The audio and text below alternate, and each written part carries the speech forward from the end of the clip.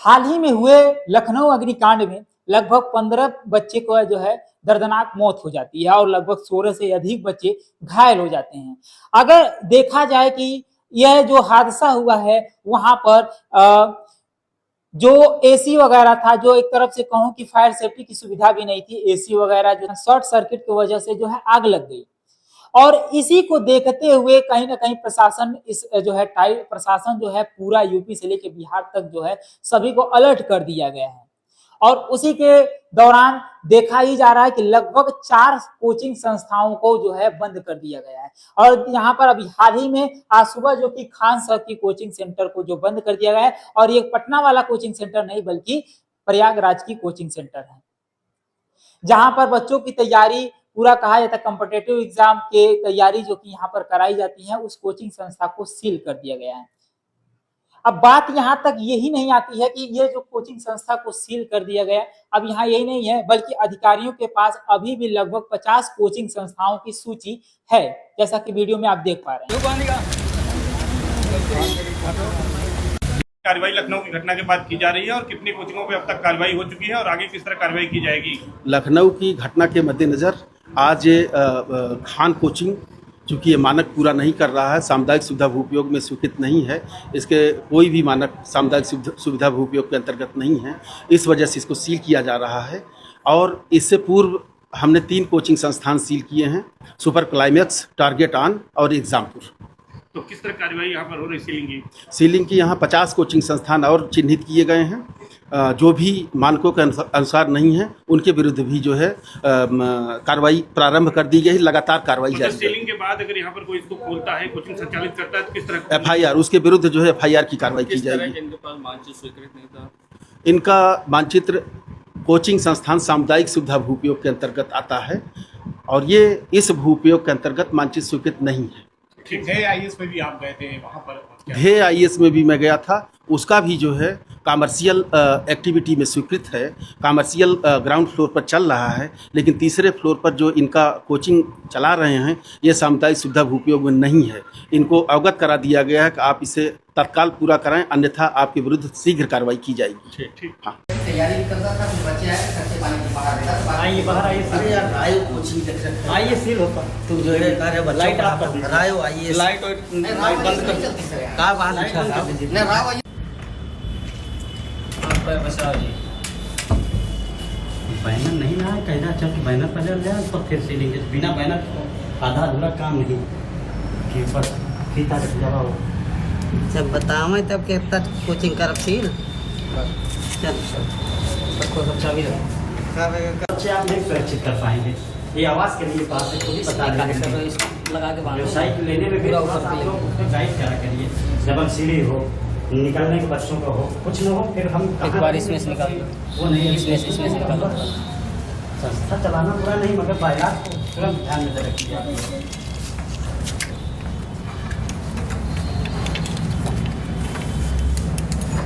बस गट्ठी मारो, वही सील कर दो, ऊपर लिया मारो गट्ठी। इस वीडियो में एक चीज बताई गई है कि यहाँ पर इन लोगों में जो है फायर एनओसी और यहाँ तक कि मानक सुविधाएं न होने की वजह से इन कोचिंग संस्थाओं को सील किया जा रहा है।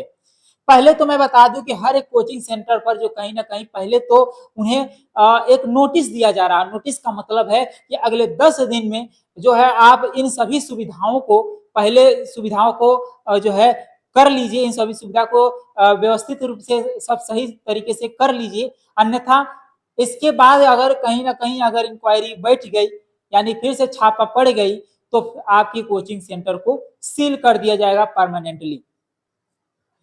अब बात यहाँ है कि लगभग अभी खान सर की कोचिंग सेंटर को जो है सील किया गया है, अभी 50 अन्य सूची है। मैं तो गवर्नमेंट से ये कहूंगा, मैं सरकार से ये कहने वाला हूं कि ये सिर्फ 50 की आंकड़ा नहीं है।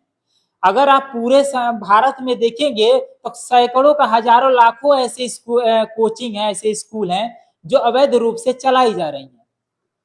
मैं इतना कहूंगा प्रशासन से कि अगर आप ये ऐसी संस्था, बड़ी बड़ी संस्था को सील कर रहे हैं, मैं ये भी कहूंगा कि पूरे भारत में जितनी भी कोचिंग संस्थाएं हैं उन सभी कोचिंग संस्थाओं की जांच करिए, निष्पक्ष जांच करिए। अगर गलती मिल रही है तो उसे सील करने में थोड़ा सा भी कसर मत छोड़िए।